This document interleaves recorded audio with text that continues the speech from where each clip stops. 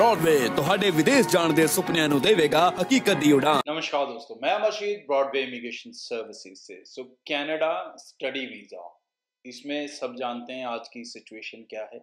Challenging situation बनी हुई है बहुत सारे स्टूडेंट्स के लिए। रिस्क ओरिएंटेड हो चुका है। 50% के आसपास on an average success rate रहता है। लेकिन इसके साथ साथ मैं एक और गुड न्यूज़ आपके साथ शेयर करना चाहूँगा कि अब Broadway immigration Canada work permit में डील करेगी। जी हाँ, जो दोस्त यहाँ से कनाडा डायरेक्टली वर्क परमिट पे जाना चाहते हैं, विद जॉब विदाउट जॉब दोनों तरह की पॉसिबिलिटीज इसमें हैं।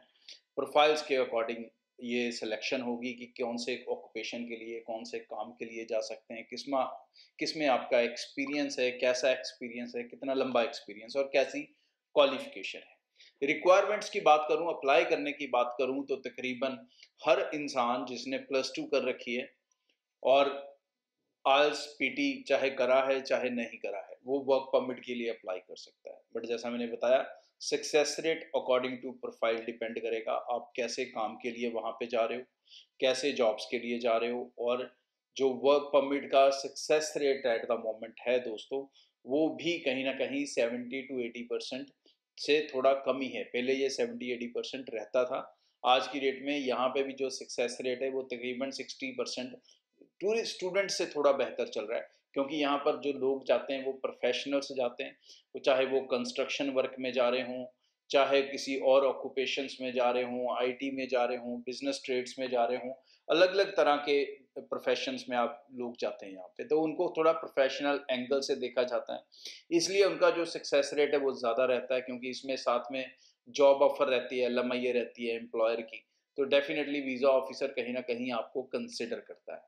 कॉस्टिंग सारी डिपेंड करेगी कैसे कैसे प्रोसेस में आप जाते हो। बट अगर एम्बेसीज की कॉस्ट की बात करूं तो तकरीबन सिर्फ $235 आपकी एम्बेसी फीस है, $235, और 3-4 हज़ार का जो मेडिकल होता है वो मेडिकल होगा। ये बेसिक कॉस्ट है जो इसमें आएगी। लेकिन इस सब प्रोसेस में जो कॉस्ट आएगी apart from embassy fees and medical, वो सारे पैसे आप ब्रॉडवे को आफ्टर वीज़ा ही दोगे।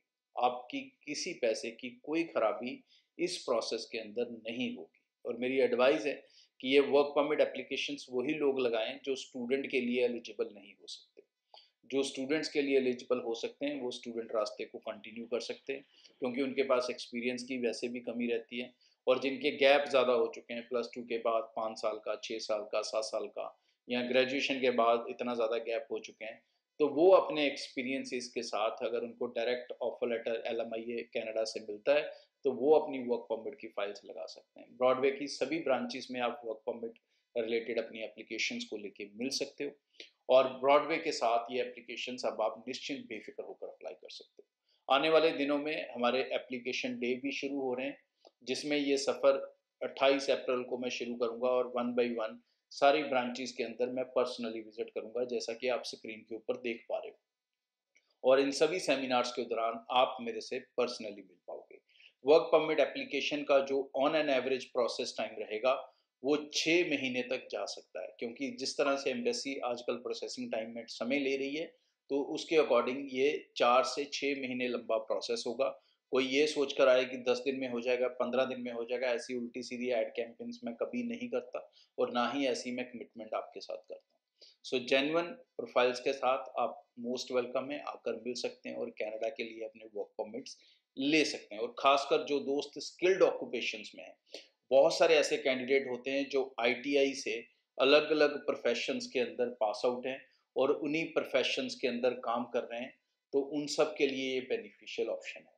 आइल्स की रिक्वायरमेंट की बात करूं, अगर कहीं पर आपके प्रोफेशन के अंदर कम्युनिकेशन स्किल्स इंपॉर्टेंट होंगी, तो वहां पर भी आपका 5 बैंड ओवरऑल के साथ आप अपनी एप्लीकेशन लगा सकोगे और वीज़ा सक्सेस रेट भी ले सकोगे। ये सारी details profile to profile decide होंगी।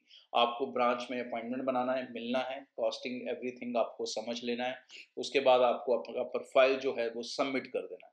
प्रोफाइल सबमिट करने के तकरीबन 24 से 48 घंटे के बाद हमारी एक असेसमेंट आएगी। उस असेसमेंट में बताया जाएगा कि आप किस प्रोफेशन के अंदर जा सकते हो, क्या क्या डॉक्यूमेंटेशनल रिक्वायरमेंट रहेंगी, और फिर उसके अकॉर्डिंग अप्लाई होगा। अगर आप ये सोचें कि सीधा आप ऑफिस जाएंगे और वो आपको बताएंगे कि आप हाँ जी जी तुम इस काम में चले जाओगे, ऐसा नहीं है।